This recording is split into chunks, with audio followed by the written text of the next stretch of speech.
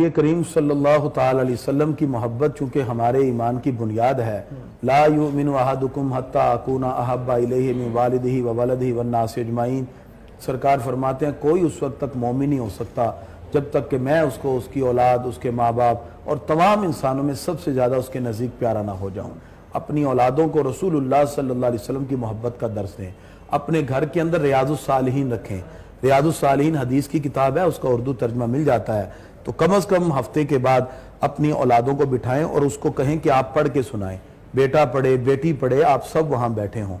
اپنے گھروں کے اندر تاریخ اسلام کی کتابیں رکھیں.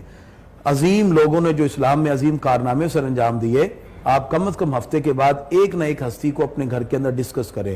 اپنے گھروں میں قصص النبیین کی کتابیں رکھیں، انبیاء کرام کے قصے، قرآن مجید کی یہ بنیادی کم از کم سلیبس ہمارے گھر میں، ہر گھر میں ہونا چاہیے، جس میں کم از کم ہم ہفتے بعد یا جب